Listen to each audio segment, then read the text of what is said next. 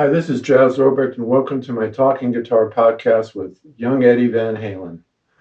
In May of 1978, I was living on the west side of Detroit, and I was hired to become a new editor at Guitar Player magazine out in California.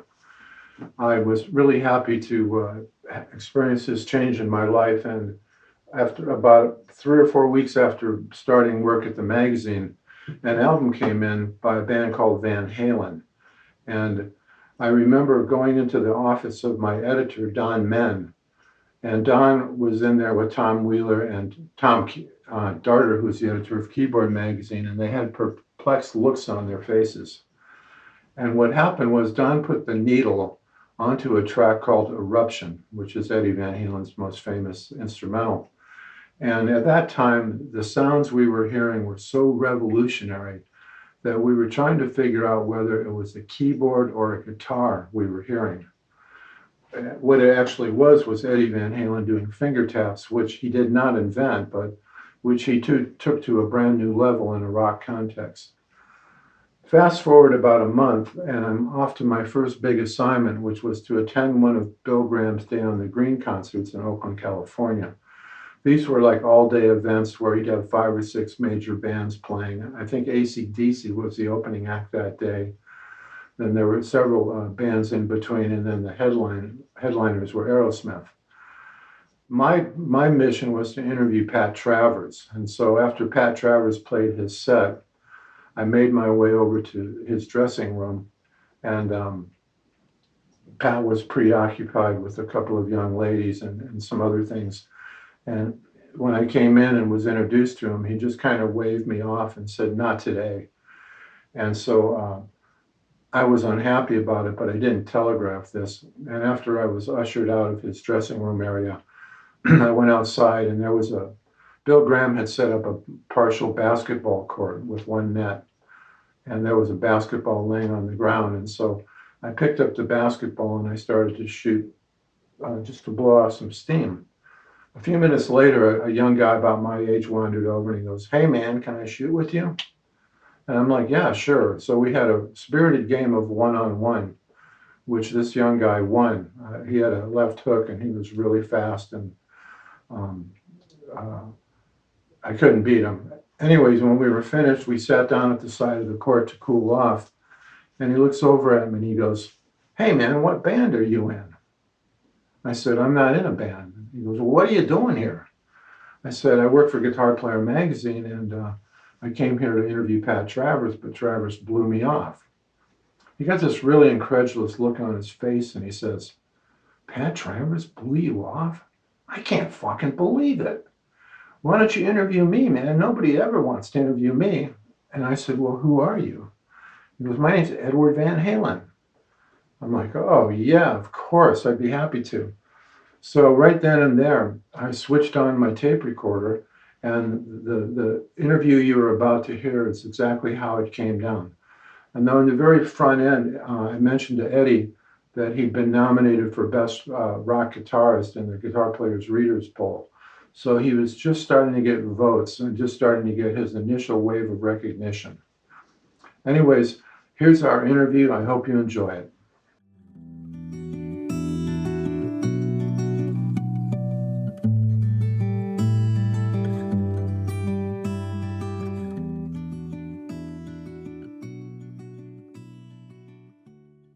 Poll for the best guitarist this year in the magazine. Are you kidding? Yeah, I wrote it myself. That's a trip. Well, tell me about your guitar, first of all. My guitar, which one? I got like 3 of them that are kind of tripped out.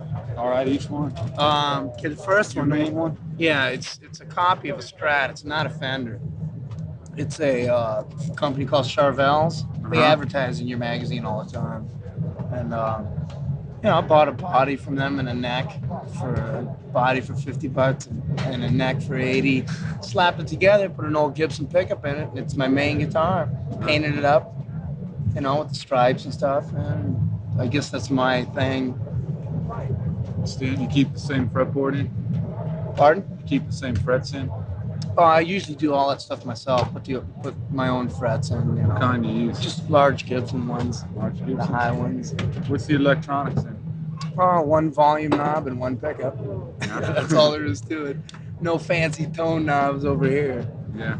You know, I see so many people that have these space age guitars, you know, with out of phase switches and equalizers in their guitar and treble boosters, you know. When we were in Japan, some company wanted me to endorse their stuff, and they hand me this guitar. It's got like 20 knobs on it. I couldn't figure out how to work the thing. I said, "Shit, give me mine. One knob. That's all it is." You know, simple. And it sounds cool. What about the other two? Okay, the other one was just an Ibanez, which I slightly rearranged. If you saw it, you know, the one I used, and you really got me. I just cut a piece out of it, painted it up. What piece? You know the way they look, right? It's kind of like a cross between a V and a Explorer now. Oh, I see. And your other guitar? After we do this, I'll show them to you. They'll like be tripped out. My other one, I just put together over the couple of days we had off. Yesterday, I went down to Charvel's, bought it, or they gave me a body. I just slapped a Dan Electro neck on it. Put an old Gibson pick in it. You do the work yourself? Pardon? Yeah. Do the work? Sure. What kind of strings you use? Fenders. Gauge? I don't know the number of the. It's I think XL 150. Starts with a high. The high E's a 9. The low one's a 40 or 42, something like that. And It's picks? a standard rock thing. Fenders, Yeah. mediums or hards, whatever I can get. When did you first start playing? Let me see. I've been playing about 8 to 10 years. When we used to live in Holland, or me and Al both were born in Holland. My father used to be a professional musician there. What do you play? Saxophone, clarinet. Oh, yeah, I didn't know that. And yeah, I used to play for radio shows because back then they used to have live radio shows instead of records, you know. Oh, sorry. The second way around. Sorry. That's all right. And so he got us into music real early. We both started playing piano like at the age of 6 or 7. And Take formal lessons then? sure. Learn to read? Oh yeah, definitely. I slightly know how to read for guitar because I know notes. But like if I see an A or an E, I don't know which one it is in relation to piano. But piano, yeah, I played for a long time and got all my musical theory and stuff like that from playing piano. I used to have this old Russian teacher that was a super concert pianist, you know. And that's what our parents wanted us to be, was concert pianists. And then started working, you know, had a paper out. I bought myself a drum set. Is this in Holland still? No, this was here. We moved over here What year? about 10 years ago. 67, 68, something like that. Right around the Cream days, you know, when they started out. Good time. That's when we came here. It's rock and roll, man. I wasn't into it at all back there. Wasn't much of a scene going on. And we came here, and, you know, some Hendrix and Cream, you know, around 68. I said, fuck the piano, man. I don't want to sit down. I want to stand up, get crazy. But before that, we first came here, I started playing drums, and my brother was taking guitar lessons, flamenco, you know, nylon string, stuff like that. And while I was out doing my paper out, so I could keep paying the payments for my drum set, he'd be playing my drums, and eventually he got better. I mean, he could play Wipeout, and I couldn't. You know, it was back in those days. So I said, okay, you know, keep the drums, I'll play a guitar. From there on, we've always played together. I've never played with another drummer. What kind of guitar was it you started on? Tesco Del Rey, Tesco Del Rey. 4 pickup Sears model. Cost, you know, 70, 80 bucks. But it was great. Did you take? Hey, hold on a minute. I'm doing an interview here. Did you take lessons? Oh, no, not for guitar. Yeah. It was, I guess, since I've started into music, I've always been around music all my life, so I kind of got an ear for it. Yeah. To pick up things pretty easy. Who was your first professional gig? Well, what do you consider professional? Just making money? Yeah. For the first time. Backyard parties? Yeah. I We used to do some outrageous parties. When did you start playing parties? With this band, we used to play parties too.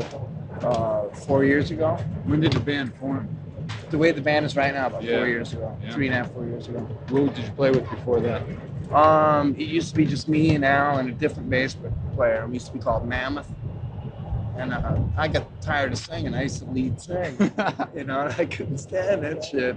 I'd rather just play, concentrate on playing. So Dave was in another local band, and we used to rent his PA. We said, fuck, it's much cheaper if we just get him in the band. So we got Dave in the band, and then we were playing this gig with Mike's band, our bass player, a group called Snake. They opened for us, and we were all tripped out because he was lead singing for his band and, you know, fronting his own band. Dave was fronting his own band, and I was too at that time. And then we all just kind of got together. What city was this in? Pasadena, LA, you know, Arcadia. Yeah. You know, we all just kind of got stuck with each other because by the time we got into high school or graduated, everyone had to go to school and be a lawyer or whatever. How'd you end up here from there in 4 years? Pardon? How'd you end up here from there in 4 years? Yeah. Now, how'd you end up being here in 4 years? 4 years ago, how'd you get to where you are today? Oh, playing everywhere and anywhere. Yeah. From backyard parties to places the size of your bathroom. You name it. Used to do everything, you know. And we did it all without a manager, without an agent, without a record company. Like I guess the main thing that really got us going was the Pasadena Civic. We used to print up flyers, you know, with some local people helping us, you know, but it was basically our own thing. We'd print up flyers with a picture on it and, you know, stuff like thousands of them in high school lockers. And the first time we played, I guess we drew maybe 900 people. The last time we did, which was maybe almost a year ago, we drew 3,300 people at $4 or $5 a head. Yeah. And that was still without a record out, you know, or management or anything. So it was about the only place where we could play our own music. So like we used to play Gazzari's and everywhere else, and got to do the top 40 grind, you know. Yeah. How'd you get your record contract? I was getting to that. Yeah. We just kept playing, doing our civic shows and clubs and stuff like that. And then we got into playing the Starwood and the Whiskey because Rodney Bingenheimer, who's a big wheel in LA music scene, saw us and he said, "Shit, you guys are all right. Why don't you play at the Starwood?" So we played there for maybe 4 or 5 months. And one day, Marshall, who's now our manager, What's the last name? Burl, Marshall Burl, he's Milton Berle's nephew. But he brought down, or he told us, he didn't tell us he was there, he just said, "Hey, there's some people out here to see you and us play good." And at that time, he really had nothing to do with us. He was just working his way into having something to do with us.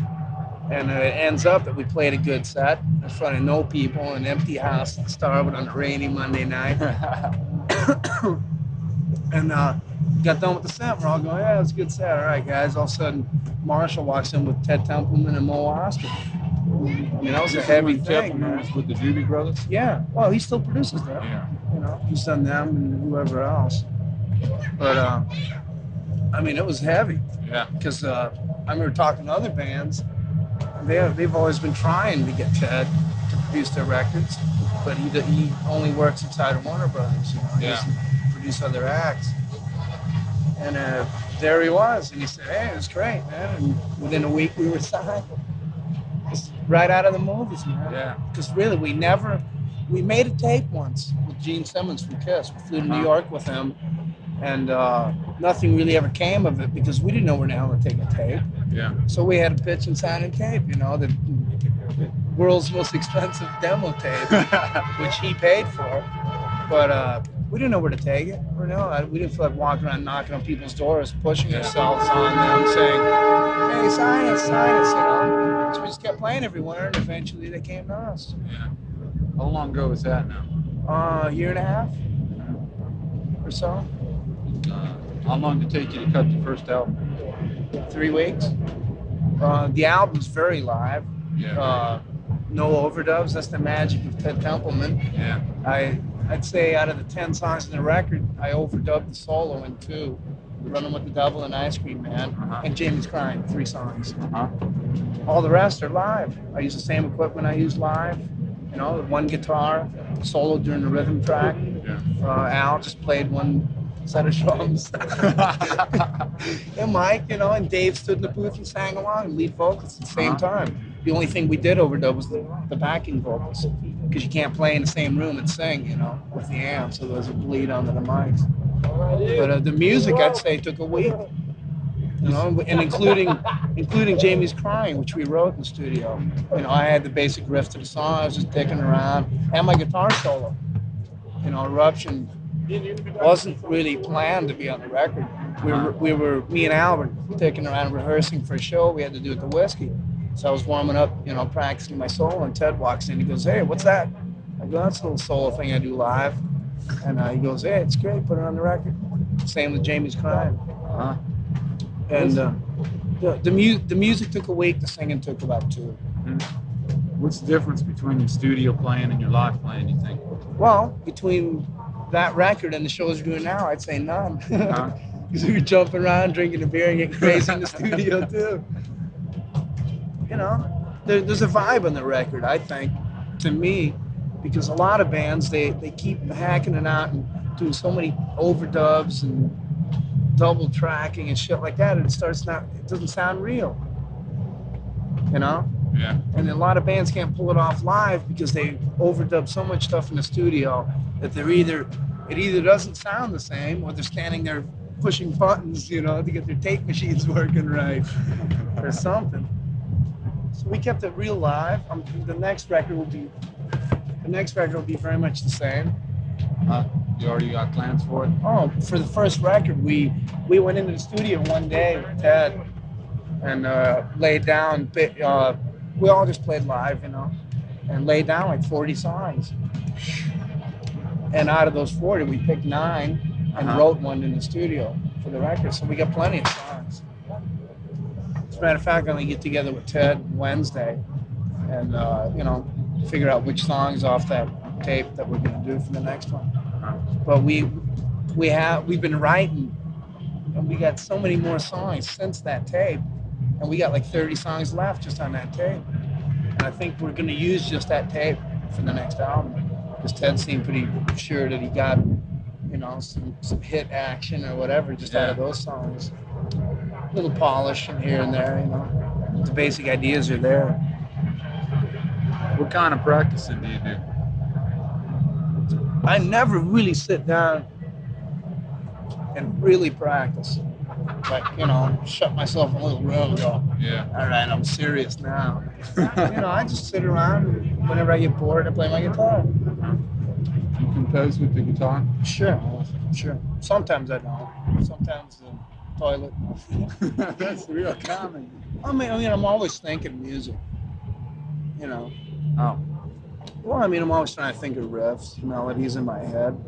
Like sometimes people think I'm spacing off, but I'm not really. I'm thinking about music. Can you remember it and do it later? Sometimes yes, sometimes no. Yeah. Most of the time I'm so high, I forget by the time I get to a guitar, I forget. You know? Yeah. What kind of equipment and effects do you use? I'll tell you, man, the stuff I use on stage tonight isn't really my setup. I mean, it is. But see, we toured Japan, and on the way back over, man, all my good shit got ripped off. We got lost in air freight by Pan Am, you fuckers. No, really. Somehow, you know, it got lost. Didn't get put on the same plane and whatever. But I used to have like 4 very old Marshalls, like 65. And I had a guy named Jose, who's in San Fernando Valley somewhere, beef him up. We put bigger transformers in them, and there's a thing called bias in an amp. You crank it all the way up, it really makes the tubes hot. And then I use these other things, which are called voltage generators, like a Variac. It's a big box with a knob on it that controls voltage. You plug your amp into it, and it goes all the way from 0 volts to like 140. And the amp's only supposed to take 110 volts, but you crank the thing above that, like to 130, 140 volts, and the tubes really glow. You know, you got to keep a fan on them. And those amps used to blow like every other gig because you have to retube them every day. But they crank. You know? I mean, they sound like nothing else to me. because they're so overdriven. Like they usually don't work for more than 10 hours of playing. Yeah. You know, maybe even less, because usually every other gig they blow out. They drop like flies. You know. How many do you use? I had 4 good amps that I used to use all the time, but I don't have them anymore. I use like what I basically have is 3 different setups, 3 complete setups. What are they? Well, I mean, like I have 3 tops, 300-watt tops of whatever make. Right now I'm using Music Man, a couple of Laney amps, which are English, and a couple of new Marshalls. I'm just using everything right now. Yeah. Because I lost those old amps. But I use like 3 100-watt amps for the main set, what I call it. And then I do my guitar solo, and after that I change guitars and amps to setup number 2. Uh-huh. And setup number 3 is also again 3 amps for backup. You know. So you have each guitar plugged in. Oh yeah, into a different setup. So if something goes wrong first, all you do is grab another guitar, and it's completely different amps. Uh-huh. So I don't have to worry about trying to fix the setup that I was using. What kind of different sounds do you get out of your guitar with that? You using the same amp setup? Yeah, pretty much. Same guitars. I mean, the same style guitar. I used one pickup in the back with a vibrato. So that's the sound I'm into right now. Yeah. Who knows what will happen on the next record? What about effects? Like, I use 2 Echoplexes. I use a flanger just for little subtle touches, you know. I don't really use it for any intros or anything, just notes here and there, like maybe I'll hit a blown up and hit the switch. Just for little subtle effects. And I use a phase shifter, phase 90, whatever makes it, MXR, I think. It doesn't really phase, you know. It just kind of gives you treble boost, which I like, cuts through, you know, for solos. That's about it.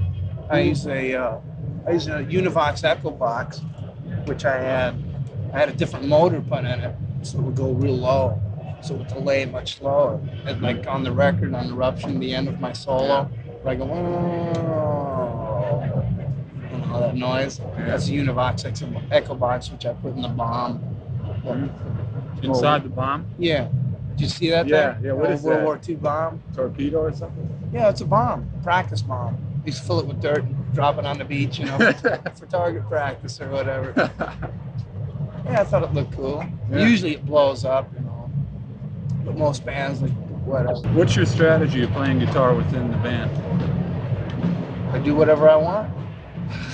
There, I don't really think about it too much. Yeah. I'd say that's the beauty of being in this band, that everyone pretty much does what they want, and I don't know how to explain it.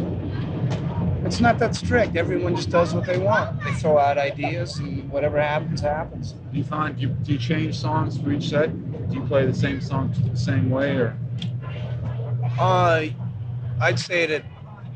What do you mean? Like, say if we play tomorrow, will the set be exactly the same? Well, will you leave yourself room to do what you want when you're playing live? Oh yeah, definitely. I usually don't have time. I forget the solos I played on the record, because everything's pretty much spontaneous. Yeah. You know, it's not so set. That's why we used to have a keyboard player, and I hated it because you have to play everything exactly the same all the time with the guy. You know, you couldn't noodle like in between vocal lines. You couldn't noodle because he'd be doing something to fill it up, and I didn't dig it because I play too much. You know, sometimes I guess too much. But I like playing my guitar. I don't want someone else filling where I want to fill. Yeah. I've never played. So I've always liked to play 3-piece because I just play too much, I guess. Uh-huh. What guitar players were you most influenced by? That's a toughie, really. But I'd say the main one, believe it or not, was Eric Clapton. Yeah. I mean, I know I don't sound like him. You sound more like Hendrix and Clapton. Yeah, I know. I don't know why. Because Hendrix I like, but I was never into him like I was Clapton. And Clapton, man, I know every fucking solo we ever played, note for note, still to this day. Oh, you learned it? You memorized it? Oh, yeah, I used to sit down and learn that stuff note for note. Off the record? Yeah, the live stuff, like Spoonful, Yeah. and I'm So Glad Live, all that stuff. But Hendrix, too. just like the whole band, none of us really have one main thing that we like. Like, Dave, our singer, doesn't even own a stereo. He listens to the radio, which is a good variety. Yeah. That's why we do have, like, on the record, we got Ice Cream Man, which is a change from the slam bang loud stuff. And, we're into melodies, melodic stuff. Our stuff isn't, most of our songs you can sing along with, singing, even though it does have the killer guitar and then the world drums,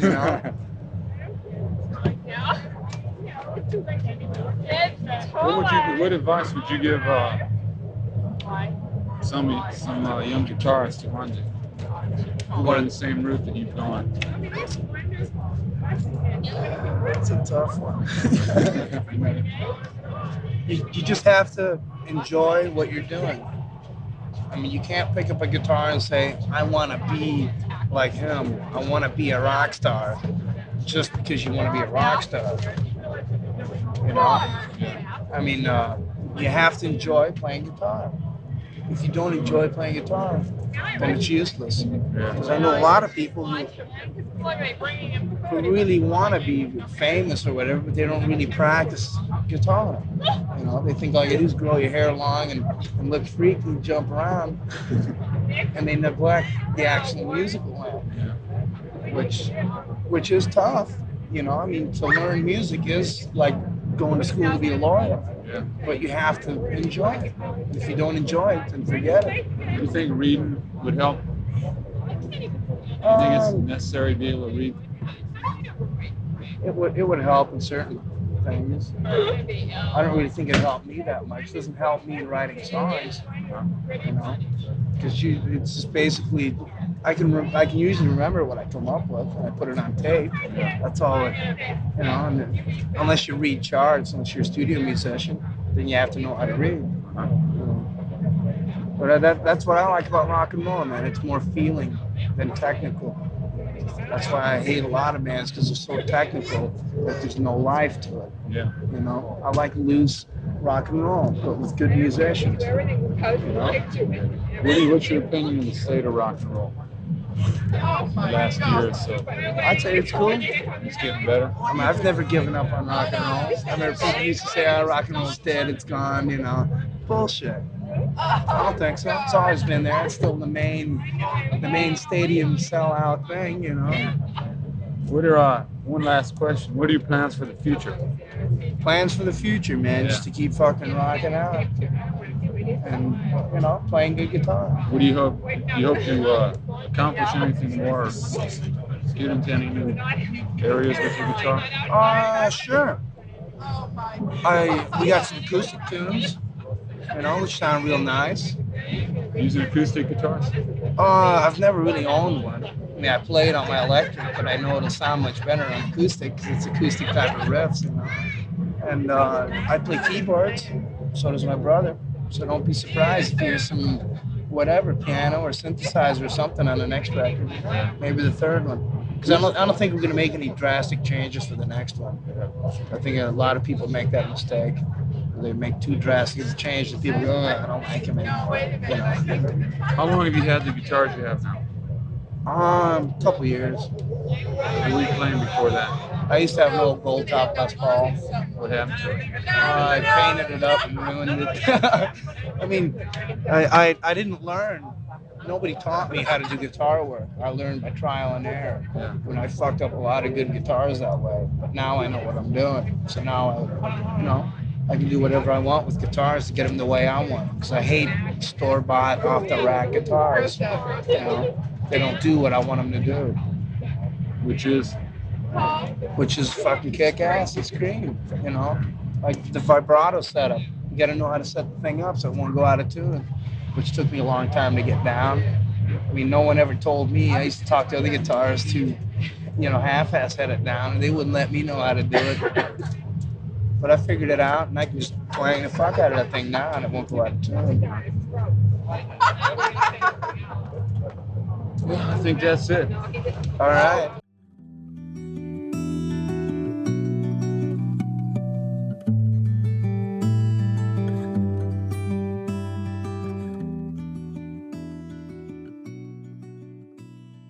I'm pleased to report that Eddie was really happy with the article I wrote for him. It was in an issue with Roy Clark on the cover.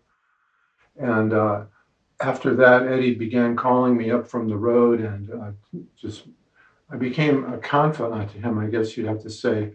And he would sound me out about things he was going to do on the record, or he'd vent steam about his relationship with Dave and things like that.